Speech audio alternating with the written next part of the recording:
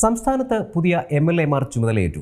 ഈ ഘട്ടത്തിൽ കേരള നിയമസഭയിലെ ഒരു MLA-യുടെ ശമ്പളം എത്രയെന്ന് നോക്കുന്നത് കൗതുകകരമായിരിക്കും. കേരളത്തിലെ ഒരു MLA-ക്ക് ശമ്പളവും അലവൻസുകളും ഉൾപ്പെടെ മാസം 70,000 രൂപയാണ് സ്ഥിര വരുമാനം. രസകരമായ കാര്യം, അടിസ്ഥാന ശമ്പളം വെറും 2,000 രൂപയാണ്. ബാക്കിയൊക്കെ പല അലവൻസുകളായാണ് വിതരണം ചെയ്യുന്നത്. അതായത് അടിസ്ഥാന ശമ്പളം 2,000 രൂപ, കോൺസ്റ്റിറ്റ്യുവൻസി അലവൻസ് അഥവാ മണ്ഡല അലവൻസ് 25,000 രൂപ, ടെലിഫോൺ അലവൻസ് 11,000 രൂപ, സംച്വറി അലവൻസ് അഥവാ സൽക്കാരങ്ങൾക്ക് മറ്റുമായി 8,000 രൂപ, ഇൻഫർമേഷൻ അലവൻസ് 4,000 രൂപ, ഒരു മാസത്തെ കുറഞ്ഞ യാത്രാഭത്ത അഥവാ മിനിമം മന്ത്ലി ട്രാവലിംഗ് അലവൻസ് 20,000 രൂപ. ഇനി നിയമസഭാ സമ്മേളനങ്ങളിൽ പങ്കെടുക്കുമ്പോഴോ ഔദ്യോഗിക യോഗങ്ങളിൽ പങ്കെടുക്കുമ്പോഴോ ഉള്ള ചെലവുകൾക്കായി പ്രതിദിന അലവൻസ്, അത് കേരളത്തിനകത്ത് 1,000 രൂപ, കേരളത്തിന് പുറത്ത് 1,200 രൂപ.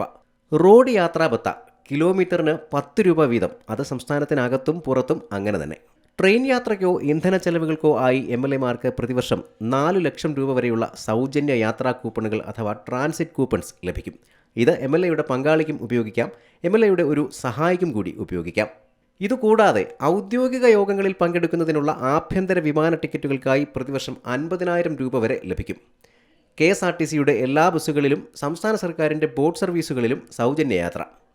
MLA-മാർക്കും അവരുടെ ആശ്രിതരായ കുടുംബാംഗങ്ങൾക്കും ഉണ്ടാകുന്ന ചികിത്സാ ചെലവുകൾ പൂർണ്ണമായും തിരികെ കിട്ടും, റീഇംബേഴ്സ് ചെയ്യാം. അണ്ടർ സെക്രട്ടറി റാങ്കിലോ അതിന് താഴെയോ ഉള്ള MLA-ക്ക് താല്പര്യമുള്ള ഒരു ഉദ്യോഗസ്ഥൻ്റെ സേവനം MLA-മാർക്ക് തേടാം, അതായത് പേഴ്സണൽ സ്റ്റാഫായി. കൂടാതെ നിയമസഭാ സെക്രട്ടേറിയറ്റ് അംഗത്തിൻ്റെ 2 പേഴ്സണൽ സ്റ്റാഫുകൾക്ക് മാസം 20,000 രൂപ വീതം സ്റ്റാഫ് അലവൻസ് നേരിട്ട് നൽകും. വാഹനം വാങ്ങാൻ പലിശരഹിത വായ്പ 10 ലക്ഷം രൂപ വരെ കിട്ടും. ഭവന വായ്പ കുറഞ്ഞ പലിശ നിരക്കിൽ 20 ലക്ഷം രൂപ വരെ. പുസ്തകങ്ങൾ വാങ്ങുന്നതിന് ഓരോ സാമ്പത്തിക വർഷവും 15,000 രൂപ വീതം ലഭിക്കുന്നു. അപകട ഇൻഷുറൻസായി സർക്കാർ ഫണ്ട് ചെയ്യുന്ന 20 ലക്ഷം രൂപ വരെ. ഇനി പെൻഷൻ ആയാലോ? നിയമസഭയിലെ ആകെ കാലയളവ് കണക്കാക്കിയാണ് മുൻ MLA-മാരുടെ പെൻഷൻ. അതായത് 2 വർഷത്തിൽ താഴെ കാലയളവുള്ളവർക്ക് 8,000 രൂപ വരെയാണ് പെൻഷൻ. 3 വർഷമായാൽ 12,000 രൂപ വരെ, 4 വർഷമായാൽ 16,000 രൂപ വരെ, 5 വർഷം തികച്ചാൽ 20,000 രൂപ വരെ പെൻഷൻ. ഈ കണക്കുകളൊക്കെ നിയമസഭാ വെബ്സൈറ്റിൽ നിന്നാണ്. നിയമസഭ.org എന്ന് പരിശോധിച്ചാൽ ആർക്കും കാണാം. ഇനി ഈ കണക്കുകളൊക്കെ കേട്ട് പൂതി കയറി MLA ആയാൽ മതിയായിരുന്നു എന്നെങ്ങാനും തോന്നിയാൽ സോറി, MLA ആകാൻ തെരഞ്ഞെടുപ്പിൽ ജയിക്കണം, അതത്ര എളുപ്പമല്ല, ജനം വിചാരിക്കണം. ഏറ്റവും പുതിയ വാർത്തകളും വിശേഷങ്ങളും വിരൽത്തുമ്പിലറിയാൻ സീ മലയാളം ന്യൂസ് എല്ലാ ഡിജിറ്റൽ പ്ലാറ്റ്ഫോമുകളിലും ലഭ്യം.